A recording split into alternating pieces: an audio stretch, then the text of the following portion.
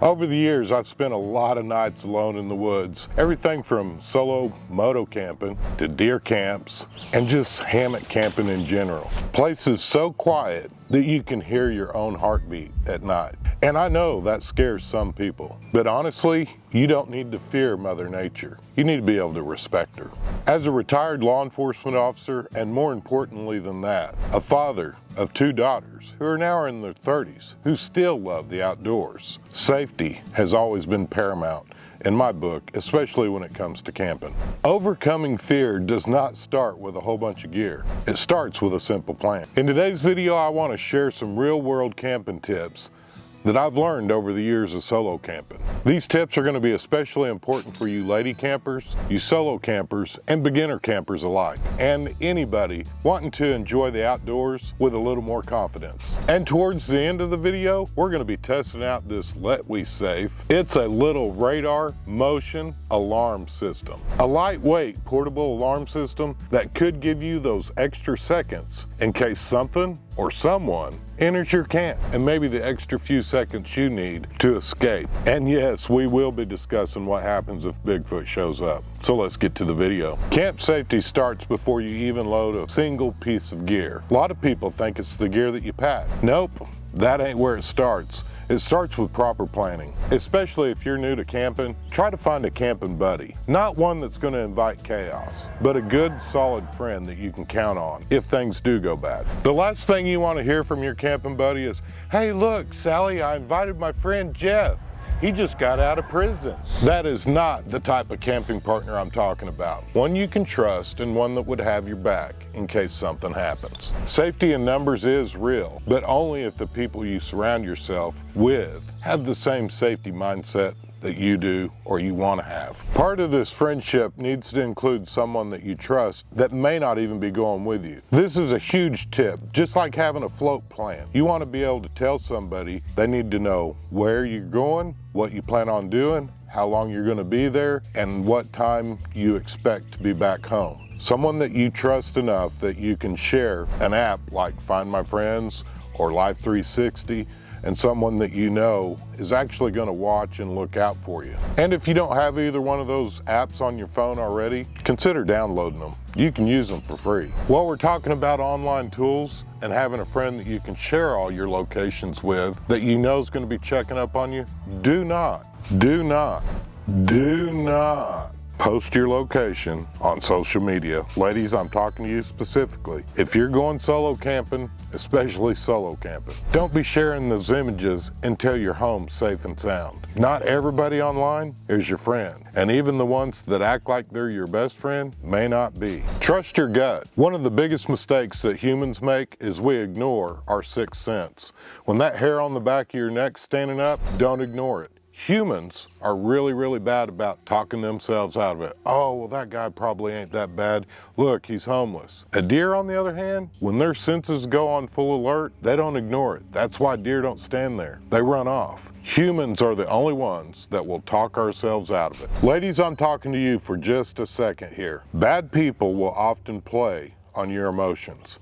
I need you to remember this. If somebody looks like a transient, the first thing that good-hearted women want to do is they want to try to help this guy. Let me tell you this, you don't owe anybody anything. You don't owe them your attention, you don't owe them money, you don't owe them your supplies, and you sure don't owe them your safety. If somebody's walking into your camp unannounced and uninvited, that is not proper camping etiquette. They do not belong there. Do not let your guard down. Pay attention to your surroundings, especially if you're in a free campsite and you see a bunch of broken glass, beer bottles, beer cans, that type of stuff, and you're not seeing any kind of signs of wildlife, maybe a deer track, there's probably a reason for that. That place may well come to life when the sun goes down. That is not a place you want to be, especially as a lady solo camper. Read the environment before you set up camp. Look around. Are there deer tracks? Are there hog tracks? Are you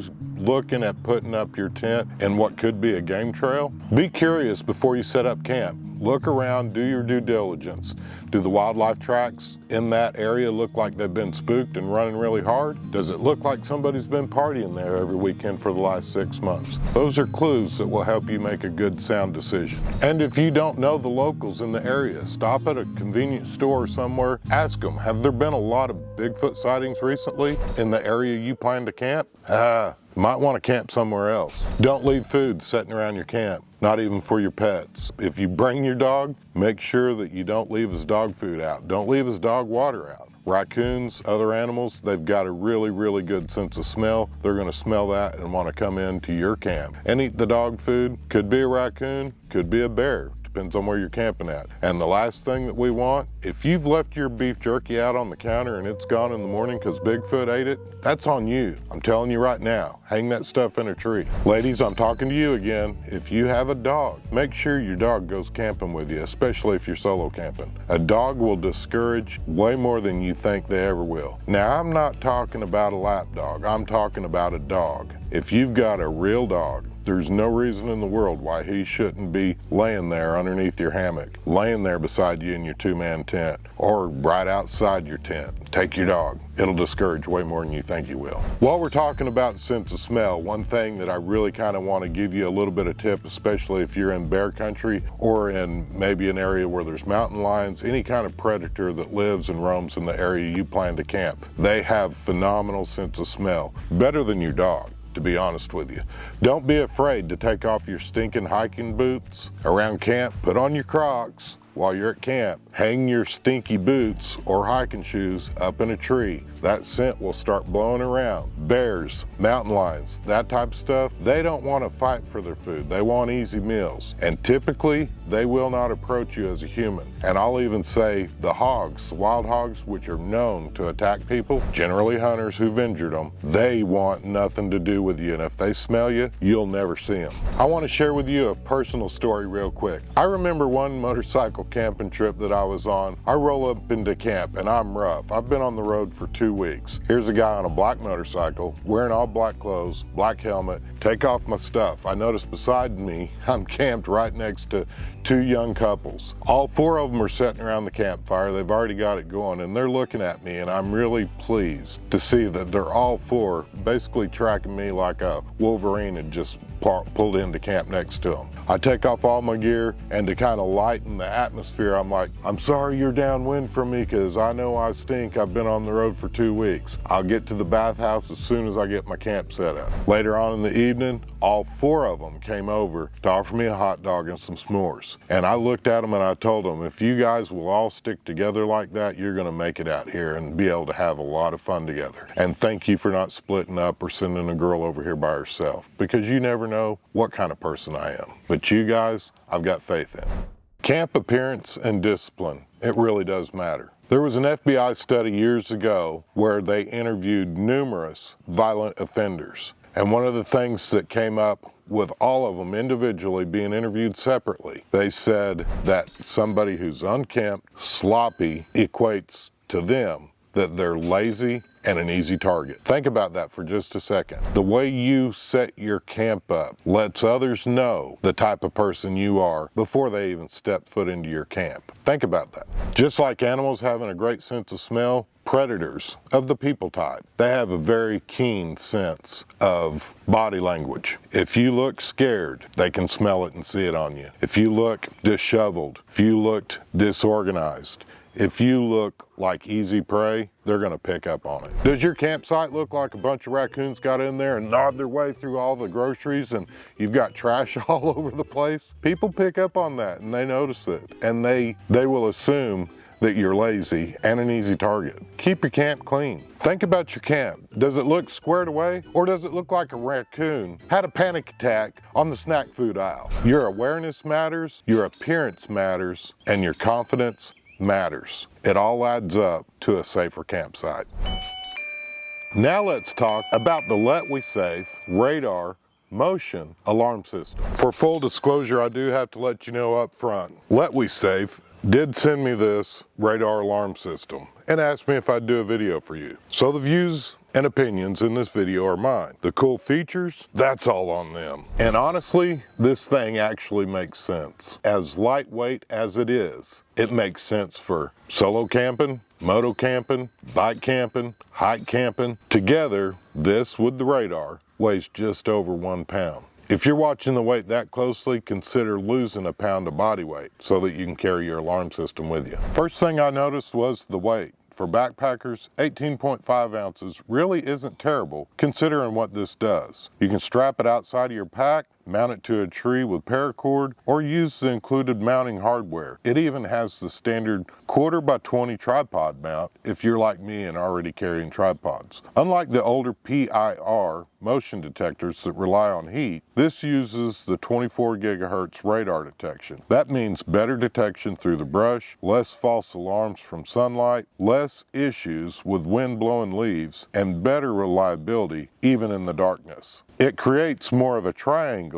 detection zone instead of just a simple beam. Starting around 17 by 20 feet, expandable up to around 20 by 50 feet. And the wireless receiver range is honestly impressive. Up to about a half a mile under ideal conditions, meaning that you could place this up to a half a mile away at an entry gate or something like that if you're at a huge ranch. This gives you a lot of extra time and a lot of extra reaction time if someone is approaching your camp, a vehicle enters your property, and or something large comes wandering through the woods at night. The built-in rechargeable battery is rated up to around 48 hours, and it can even support solar charging for extended trips. You don't need Wi-Fi, no complicated apps, and no self-service is required. That's really important, especially for outdoor use and off-grid use. And because it's IP66, it's weather resistant against rain, fog, dust, snow. The other thing that's really cool about it, when you're talking about camp etiquette, this thing sounds like a doorbell. It is loud enough that it'll wake you up out of a deep sleep. However, it's not an annoying alarm that's going to really aggravate the campers next to you. If you own a ranch, an RV, a hunting camp, a remote cabin, hammock setup, or even a long driveway, I can actually see a lot of practical uses for this alarm system, especially with the distance that it will go. That's one thing that we didn't talk about in your plan, but no matter where you're at, have an escape route, back your vehicle into that camping area so that if you need to leave in a hurry, you can drive forward instead of backing out. Have an escape route. If you're in a two-man tent and it's got doors on both sides, make sure that you've cleared out a way that you can escape out the back if you need to, or escape out the front if you need to. Or if you're in a tent that only has one door, make sure that you got a knife or some other way that you can make your own door and get out of that thing if the need arises. Have an escape route. Carry your bear spray. At the end of the day, no piece of gear replaces common sense, but it's smart planning, situational awareness, and tools that give you the extra time. They can absolutely stack the odds more in your favor, and honestly, sometimes that peace of mind is worth carrying an extra pound into the woods. If you enjoyed this video, make sure you check out last week's video where I show you step by step how to safely hang food and gear using a throw line and a prusik knot. That skill alone can make a huge difference in camp safety. If you've got your own camping safety tips, drop them down in the comments below, especially if you've ever had a weird encounter in the woods, or if you've personally met Bigfoot. Just remember, if Bigfoot steals your beef jerky, that's on you. Thanks for hanging out with us today, and until next time, let's get outside and make something happen. On the display panel, you'll see that you've actually got 6 different numbers across here, which means that you could have 6 different probes. This piece right here is actually the probe. That's what's shooting the radar out, and you can program up to 6 of them and only carry 1 of these. So if you have a really big ranch, really big spread, really big area that you want maybe a little added security, because I can see this being useful not only in a camping situation, but other situations, especially like an off-grid cabin. You can program up to 6 of these and only use the 1 receiver. That actually is pretty cool. Along with the programming of the device, I've got this one set just the way it did from the factory. It's like 17 feet or roughly, but you can program it to have a radar that reaches out there further. The reason that you might want to keep it at the factory settings, especially if you're in a state park or a campground where you know that there's going to be other campers walking around. You don't want every vehicle that's driving by or the courtesy patrol that's patrolling at night setting it off. You won't get any sleep. However, leaving it close quarters to give you enough time that you've got reaction time to wake up and have an escape route.